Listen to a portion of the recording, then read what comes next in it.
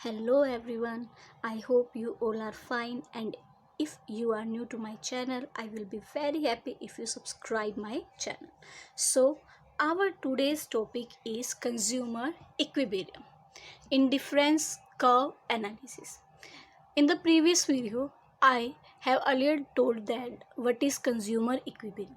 तो मैं आपको वापस बता देती हूँ कंज्यूमर इक्विलिब्रियम क्या होता है, so that we can easily learn about indifference curve analysis. So consumer equilibrium is defined as a situation when he maximizes his satisfaction spending his given income across different goods with the given prices. क्या मतलब है इसका? Consumer equilibrium को किस तरीके से define किया गया है कि वो सिचुएशन, क्या सिचुएशन, जब एक कंज्यूमर का जो सेटिस्फेक्शन लेवल है वो क्या हो, मैक्सिमम हो. कब हो? जितनी वो इनकम में से खर्चा करना चाह रहा है उतना खर्चा करने पर अलग अलग गुड्स पर उसे जब मैक्सिमम सेटिस्फेक्शन मिलती है वो क्या होता है, कंज्यूमर इक्विलिब्रियम. जो हमने प्रीवियस वीडियो की थी उसमें मैं आपको ऑलरेडी बता चुकी हूँ कि जो कंज्यूमर इक्विलिब्रियम होता है वो हमारा ऑर्डिनल कंसेप्ट के ऊपर काम करता है, ऑर्डिनल यूटिलिटी के ऊपर काम करता है, जिसमें हम नंबर पर यूनिट पर डिस्कस करके कंज्यूमर इक्विलिब्रियम के बारे में बात करते हैं. नाउ अब अजम्पशंस क्या है हमारी, किसकी, आईसी की. आईसी मतलब इंडिफरेंस कर्व, कि आईसी की जो है एनालिसिस की कंज्यूमर इक्विलिब्रियम में क्या अजम्पशन है, क्या है, money income of the consumer is given and does not change.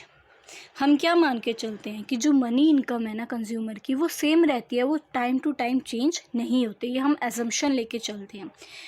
The consumer spend his income on two goods which are substitute of each other. तभी तो हम बता पाएंगे ना कि किस में उसको ज़्यादा सेटिस्फेक्शन मिल रही है. क्या मतलब है इसका, जो कंज्यूमर है जो अपनी वो इनकम को स्पेंड कर रहा है वह हम मान के चलते हैं दो गुड्स में स्पेंड कर रहा है, खर्चा कर रहा है, और वो दोनों एक दूसरे के क्या है, सब्स्टिट्यूट्स है, मतलब एक दूसरे के समान है. For example tea and coffee.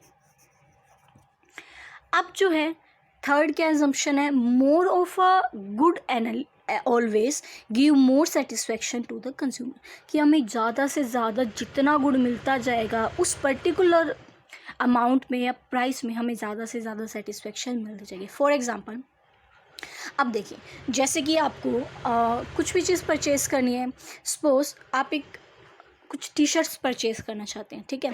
अब आपको वही एक टी शर्ट कोई दे रहा है 100 रुपीज़ में, और वही दूसरी जगह पर दो टी शर्ट भी दे रहा है 100 रुपीज़ में, और कोई दे रहा है 3 टी शर्ट्स 100 रुपीज़ में. तो आपको सबसे ज़्यादा सेटिस्फेक्शन किस में मिलेगा, 3 टी शर्ट्स वाले में, क्योंकि अमाउंट सेम है बट क्वांटिटी आपके पास क्या है, ज़्यादा है. तो क्या कहना चाह रहा है वही कि मोर ऑफ गुड्स, हमेशा आपको जितने ज़्यादा गुड्स मिलेंगे आपकी जो सेटिस्फेक्शन लेवल होगा वो उतना ही ज़्यादा बढ़ जाएगा. फोर्थ अजम्पशन क्या है हमारी, the consumer is rational, he always try to maximise his satisfaction in a given situation. Rational होता है कंज्यूमर हमारा, मतलब वो क्या होता है, वो हमेशा ज़्यादा से ज़्यादा डिमांड करता है गुड्स के, किस पे, गिवन पर्टिकुलर प्राइस पर. तो क्या होता है, वो हमेशा चाहता है कि जो उसका सेटिस्फेक्शन लेवल हो वो क्या हो, गिवन सिचुएशन में सबसे ज़्यादा हो. अब हम बात कर रहे हैं इंडिफरेंस कर्व, तो वो इंडिफरेंस कर्व या सेट हमारा होता क्या, फर्स्ट ऑफ ऑल हमें ये पढ़ना पड़ेगा. तो इंडिफरेंस सेट और कर्व बेसिकली एक ही चीज़ होती है. सेट में हम क्या करते हैं, सेट का क्या मतलब होता है, it is a set of those combination of two goods which offer to consumer the same level of satisfaction. यही चीज़ बताई क्या, कि कंज्यूमर इक्विलिब्रियम मैं तब पता लगा पाऊंगी जब मेरे पास दो गुड्स होंगे. अब जो उन दो गुड्स का कम्बिनेशन होगा, सब्स्टिट्यूट गुड का जो कम्बिनेशन होगा वो हमारा क्या होता है, इंडिफरेंस सेट. और पर याद रखना वो हमें क्या देते हो, सेम लेवल ऑफ सेटिस्फेक्शन हमें प्रोवाइड करते हो, so that the consumer is indifferent across all combinations in his in different set, ताकि जो कम्बिनेशन हो अलग अलग सेट्स में वो क्या हो, अलग अलग हो। फॉर एग्जांपल डिफरेंट कम्बिनेशन, जैसे अब हम क्या कर रहे हैं, ऑरेंज को और एप्पल को परचेस करना चाह रहे हैं, तो पहला कम्बिनेशन हमारा क्या कहता है कि नंबर ऑफ़ एप्पल्स हमारे पास 1 है और ऑरेंजेस क्या है 10 है। जैसे ही मैं बी कम्बिनेशन पे आती हूँ, क्या होता है, मेरा जो नंबर ऑफ़ एप्पल्स है वो तो इंक्रीज़ हो जाते हैं, बट नंबर ऑफ़ ऑरेंजेस मैं क्या कर देती हूँ, डिक्रीज़ कर देती हूँ। एज लाइक सेम कम्बिनेशन सी पर क्या है कि नंबर ऑफ़ एप्पल्स मैं क्या कर रही हूँ, और बढ़ा रही हूँ, बट ऑरेंजेस के जो नंबर है वो क्या कर रही हूँ, कम कर रही हूँ। एक पॉइंट पर मैं क्या कर रही हूँ, ऐसा कम्बिनेशन बना रही हूँ जहाँ पर एप्पल और ऑरेंजेस दोनों की क्वांटिटी क्या है, बिल्कुल सेम है।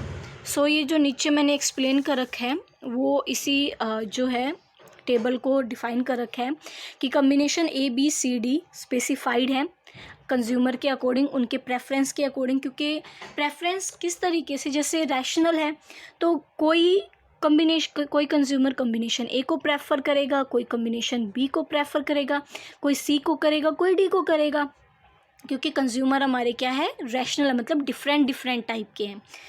Each combination offer same level of satisfaction to the consumer. अब हर कम्बिनेशन क्या करेगा, सेम लेवल का सेटिस्फेक्शन प्रोवाइड करता है कंज्यूमर को। कैसे, क्योंकि किसी कंज्यूमर के सेटिस्फेक्शन लेवल, मतलब इन शॉर्ट आप कैसे बात समझा सकते हो आप इस चीज़ को कि किन्हीं कंज्यूमर्स को ऑरेंजेस ज़्यादा पसंद है एप्पल के प्लेस पर, और किन्हीं को एप्पल ज़्यादा पसंद है ऑरेंजेस के प्लेस पर, तो उसके अकॉर्डिंग क्या होता है, जो उनका कम्बिनेशन होता है वो अलग अलग होता जाता है, और उनका जो सेटिस्फेक्शन लेवल होगा हर कंज्यूमर का उस फेज पे क्या हो जाएगा, अलग अलग हो जाएगा। So there is no difference among the combination, इसीलिए कहा गया है कि जो चारों कम्बिनेशन है वो सारे क्या है, सेम है, जो है डिफरेंस नहीं है उनके किसी भी कम्बिनेशन में। अब जो है इंडिफरेंस कर्व क्या होता है, हमने सेट पढ़ा, उसमें क्या होता है, बेसिकली हम टेबल बनाते हैं। कर्व में हम क्या करते हैं, उस इंडिफरेंस सेट को डायग्रामेटिकली रिप्रेजेंट करते हैं। अगर मैं डायग्राम के थ्रू उसको रिप्रेजेंट कर रही हूँ दैट मीन मैं इंडिफरेंस कर्व की बात कर रही हूँ, और अगर मैं टेबुलर फॉर्म में शो कर रही हूँ दैट मीन मैं इंडिफरेंस सेट की बात कर रही हूँ। Simple as that. It is a locus of all such point which show indifferent combination of two commodities offering the same level of satisfaction to the consumer.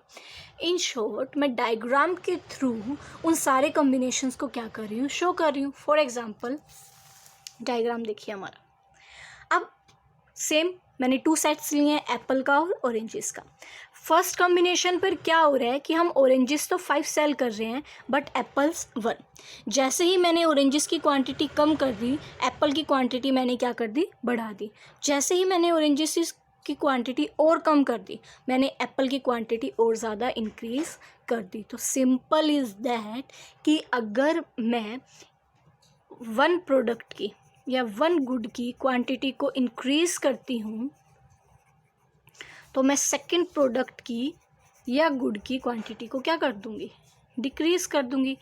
इससे क्या होगा कि इनमें कोई भी डिफरेंस नहीं रहेगा और हर एक जो लेवल होगा वो हमें सेम सेटिस्फेक्शन देगा। मतलब ए बी सी तीनों हमें क्या दे रहे हैं, सेम लेवल ऑफ सेटिस्फेक्शन दे रहे हैं। क्या दे रहे हैं, same level of satisfaction. Is that clear? Now अब प्रॉपर्टीज़ क्या है, ये हमारे चैप्टर का मोस्ट इम्पोर्टेंट क्वेश्चन अराइज होता है कि प्रॉपर्टीज़ क्या है इंडिफरेंस कर्व की। Properties of indifference curve following are principle properties. First हमारा क्या है, आईसी स्लोप डाउनवर्ड, कि जो हमारा आईसी कर्व होता है, इंडिफरेंस कर्व होता है, उसका जो स्लोप होता है वो हमेशा क्या होता है, इस तरीके का होता है, डाउनवर्ड होता है। IC slope downward from left to right. Simple है, ये क्या होता है हमारा लेफ्ट साइड, ये हमारी क्या होती है राइट साइड, तो हमेशा वो इस तरीके से जाता है ये कर्व हमारा नीचे की तरफ। It means that IC have a negative slope. तो इसका क्या मतलब होता है, इंडिफरेंस कर्व का हमारा स्लोप कैसा है, नेगेटिव। कैसे नेगेटिव, यहाँ पर क्या है, हाईएस्ट पर है, फिर वो धीरे धीरे क्या जाता जा रहा है, नीचे जाता जा रहा है, तो क्या है उसका स्लोप कैसा हो गया, हमारा नेगेटिव स्लोप हो गया। It implies that if the consumer decide to have more of one good, he must have less of the other.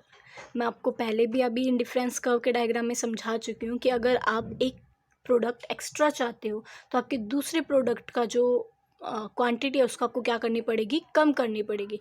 तो यही बोला है वो डाउनवर्ड स्लोपिंग क्यों होता है, क्योंकि अगर कंज्यूमर किसी एक गुड को ज़्यादा चाहता है, वो डिसाइड करता है कि मुझे एक प्रोडक्ट ज़्यादा चाहिए, तो उसे दूसरे प्रोडक्ट की क्वांटिटी को क्या करना पड़ेगा, कम करना पड़ेगा। अब देखिए डायग्राम के हिसाब से ज़्यादा क्लियर हो जाएगा ये कि ऑरेंजेस हैं और एप्पल है।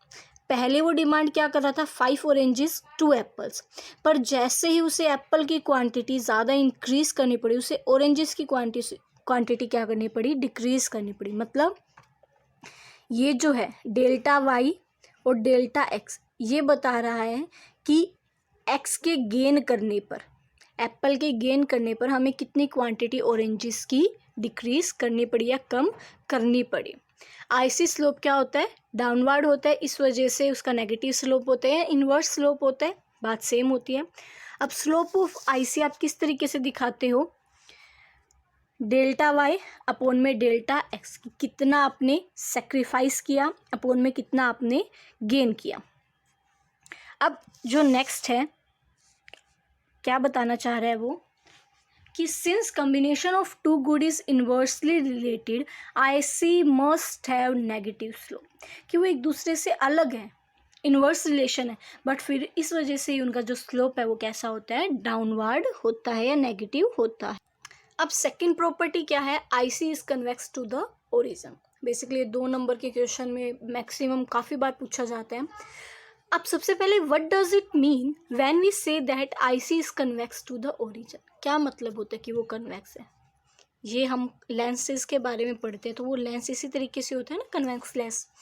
It means that the slope of IC tend to decline as we move along the IC from left to right.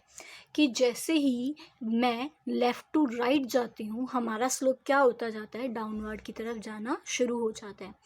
Why should, अब वो पूछता है कि उसका स्लोप डाउनवर्ड क्यों जाता है, क्यों जाता है, because the rate at which the consumer substitute one commodity for the other tends to decline, it is called declining या diminishing marginal rate of substitution. In short IC आपका डिक्लाइन क्यों होता है, बिकॉज ऑफ एमआरएस। एमआरएस का क्या मतलब हुआ कि कंज्यूमर को एक कमोडिटी की अमाउंट जब वो ज़्यादा करता है, इंक्रीज़ करता है, तो उसे दूसरे कमोडिटी की जो अमाउंट है उसको क्या करना पड़ेगा, रिड्यूस करना पड़ेगा। अब जो है simple, IC is convex to the origin because of MRS tends to decline, ये चीज़ आपको क्लियर हो गई होगी।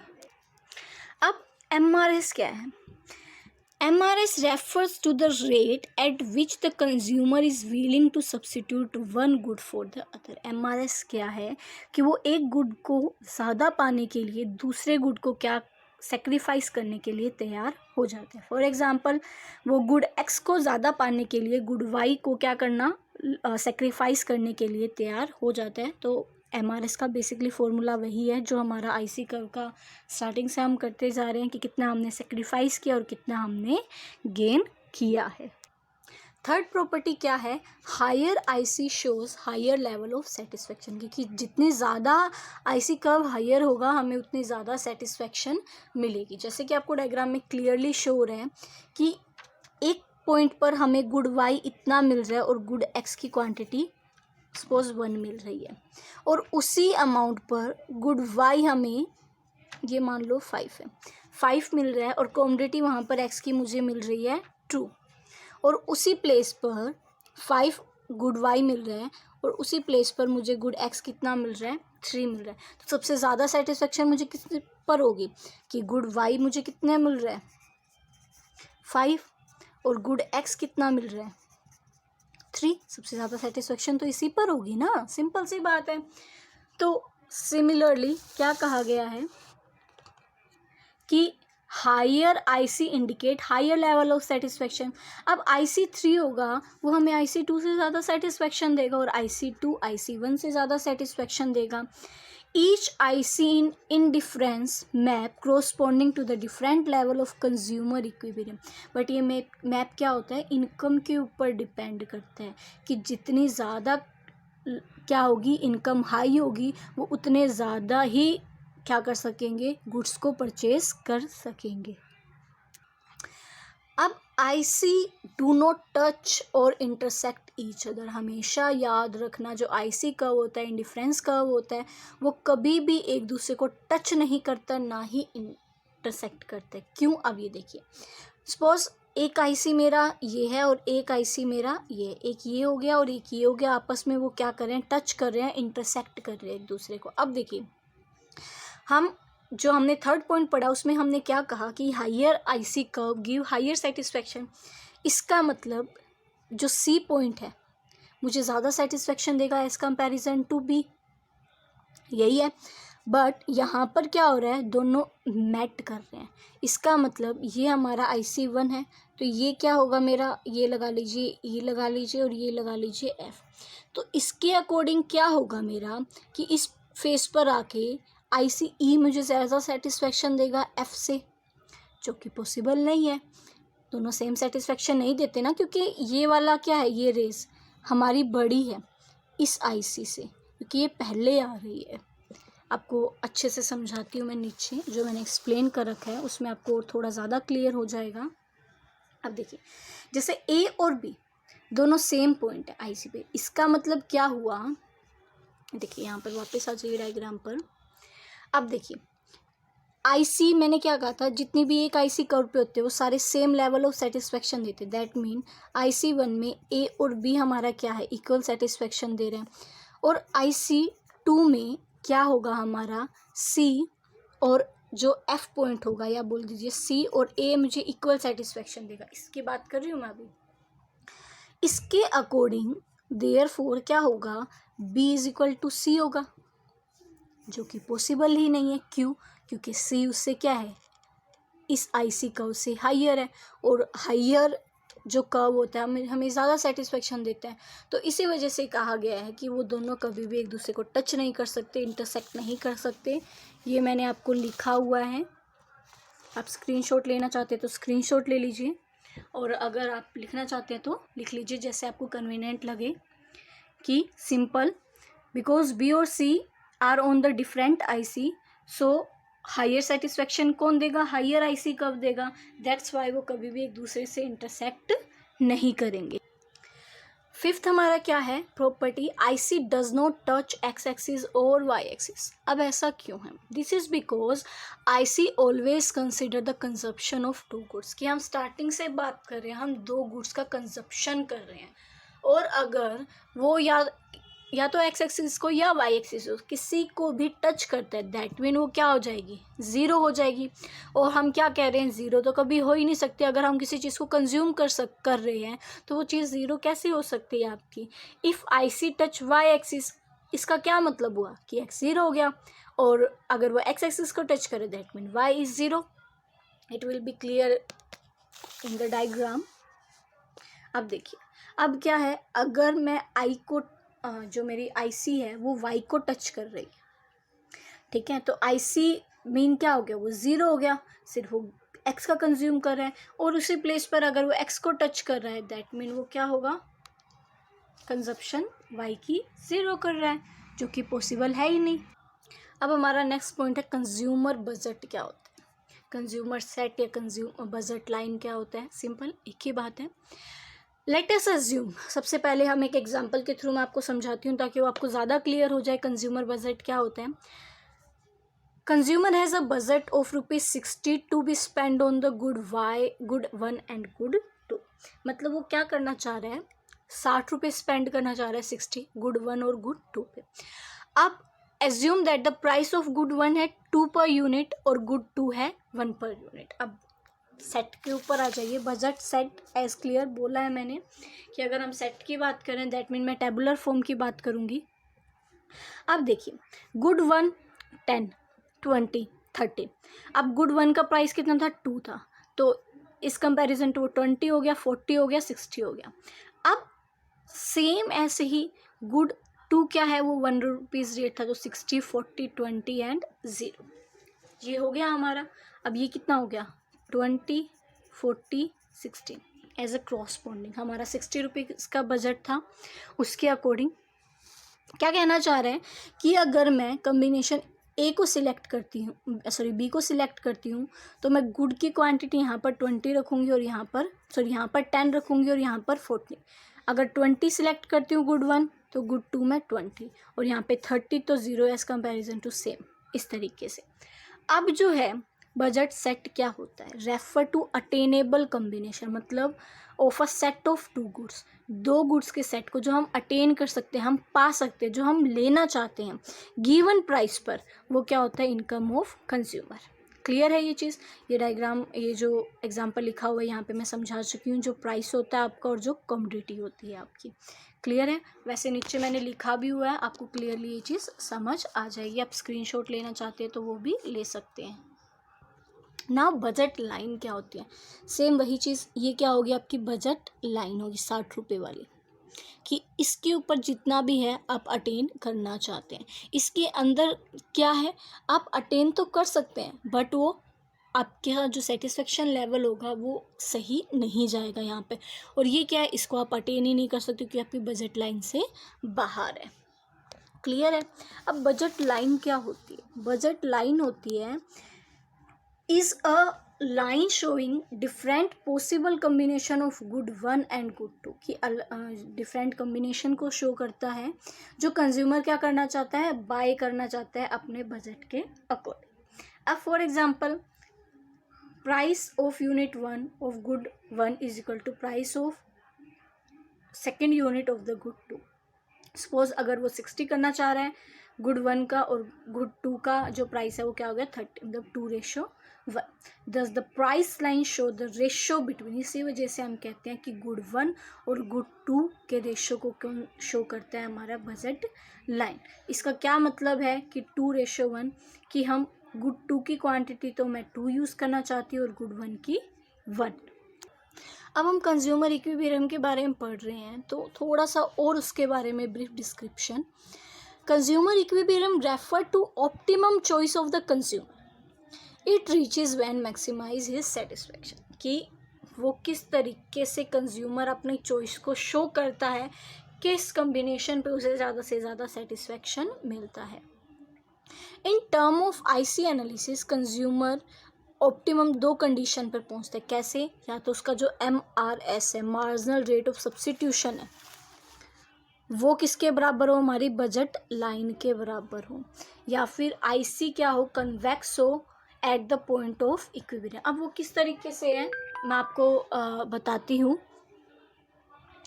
अब देखिए ये स्लोप है हमारा, क्लियरली यहाँ पर जो है मैंने पहले लिख दिया था सो दैट आप इजीली उसको समझ पाएँ, अंडरस्टैंड कर पाएँ।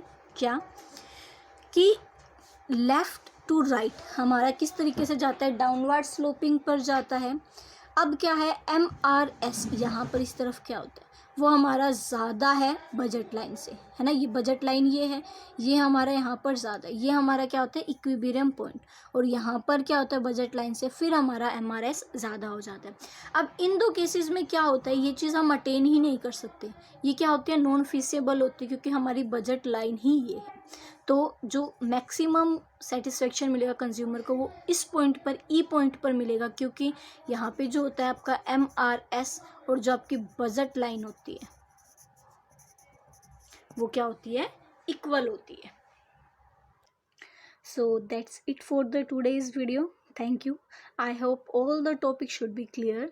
If you have any doubt regarding the concept consumer equilibrium indifference curve, so you can comment in the comment box so I can solve your problem. Thank you.